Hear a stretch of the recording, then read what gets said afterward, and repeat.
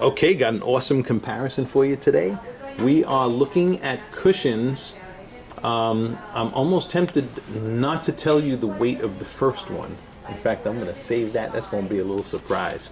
But the first one is, well, you know what it is, and because if you watch any of these videos, that is an August vintage cushion, and alongside of it is a 2 3/4 carat IVS2. This August vintage cushion, it happens to be an IVS1. So if that's 2 3/4 carat, take a wild stab at how big you think this one is. Okay. Now, I'm going to pull a third diamond into the lineup here. And this third one in the lineup happens to be a 3 carat size in a KVS2. All right. This second cushion, by the way, is something that I kind of refer to as, I've been referring to them recently as hybrid cushions, because it takes on kind of two different types of appearance, whether you're looking at the crown angles down the side and also what's happening under the table. And in this second diamond, you can see good brightness and contrast happening down the crown angles, but under the table, it takes on that watery crushed ice look. So it's kind of embodying two different appearances in one. And of course the August Vintage is embodying the highest optics attainable within the vintage cut cushion. But now that I've told you the weights of these two diamonds, I'm going to go ahead and I'm going to spill the beans on that first one. 2 3/4 carat and 3 carat. That August Vintage cushion happens to be a 214. Yeah, you heard me right.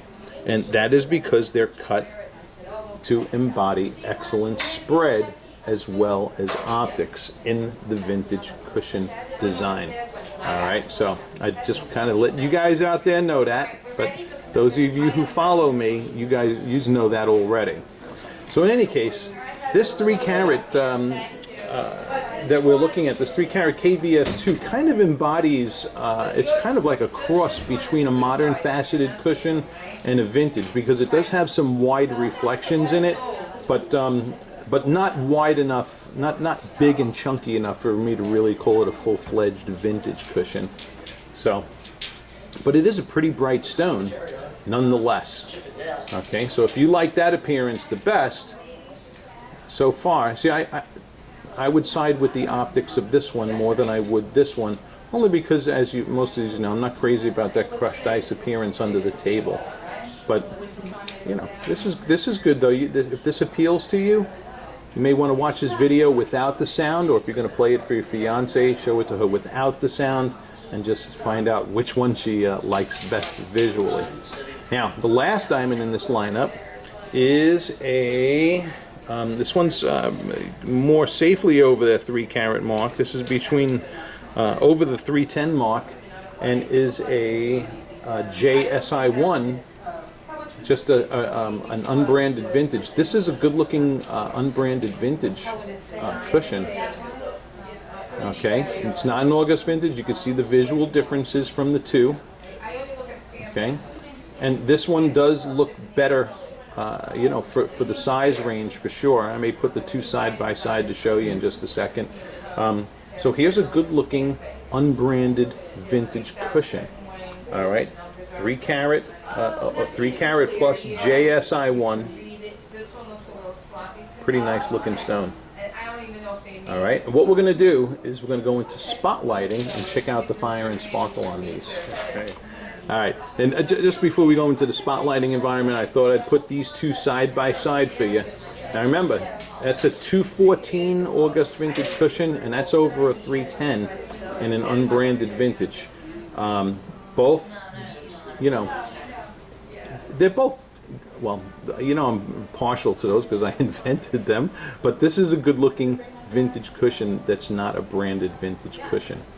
And everything here that we're looking at is coming in under, right, under the 30K zone, right? I believe. Okay, yeah, so somewhere's in that neighborhood.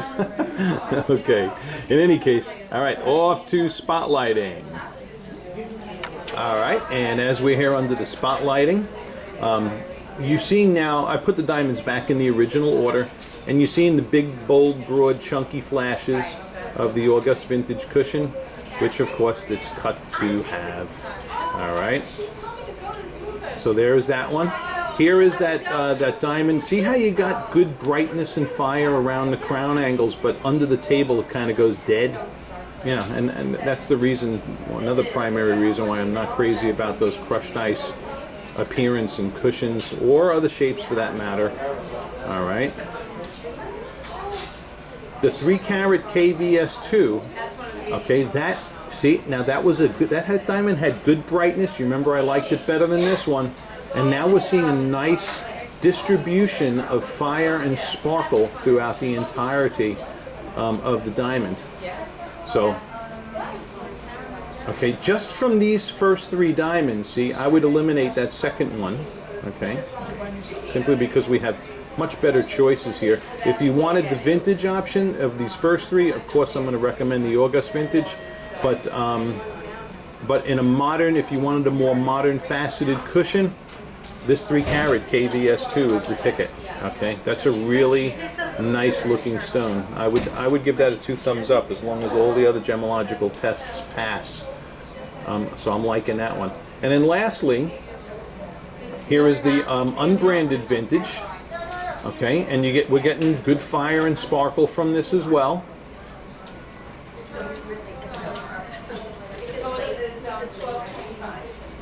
Yep.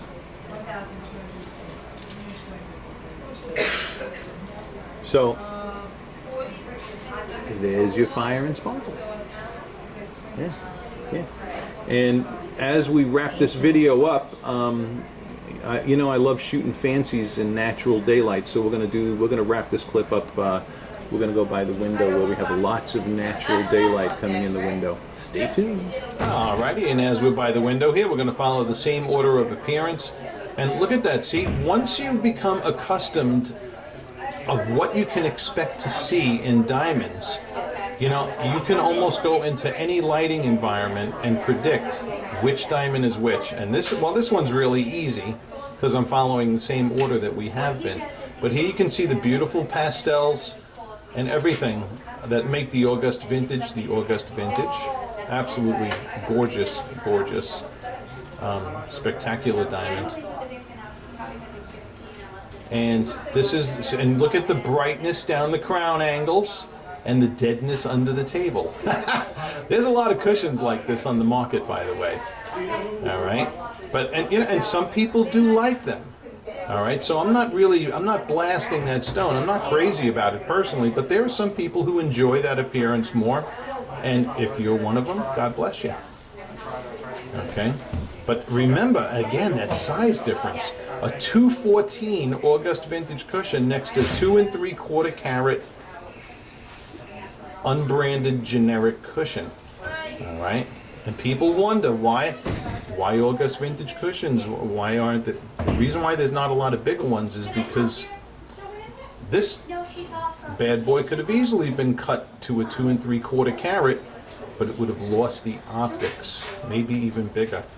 So in any case, all right, so there's the first 2. Let's go on to the next comparison. All right.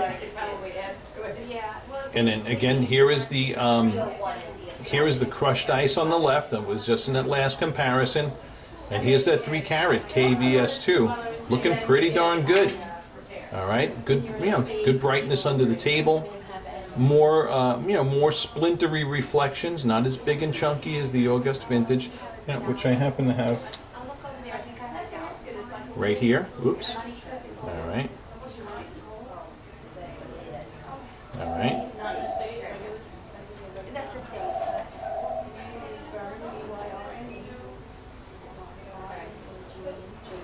So here are 2 really bright cushions with 2 completely different personalities.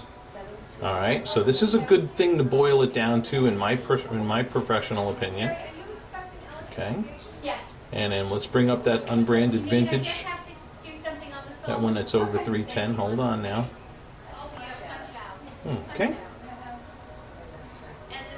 So here is now the 3-carat KVS2, and then the JSI1 on the right. Okay.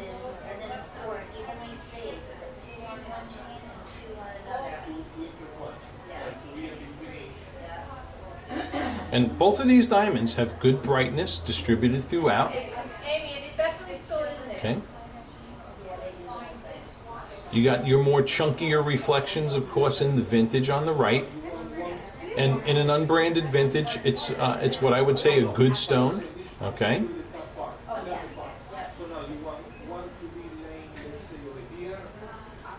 And then last but not least, just to show you, in case you're leaning towards going vintage. All right. So here is the branded versus the unbranded. Okay. And we have gazillions of videos comparing August vintage to unbranded vintage cushions all over our channel. So you could, but here the comparison is similar. The 3 carat one is a little bigger. Okay, we can definitely see that size difference just as you're seeing it on your screen. Okay, so,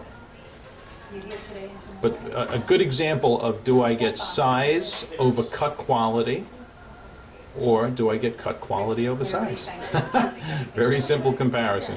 All right, thank you for watching. I hope this video has helped everybody on YouTube who is watching and learning. Hit subscribe. Like anything else in life, the more you see, the more you learn. Thank you again. Bye-bye.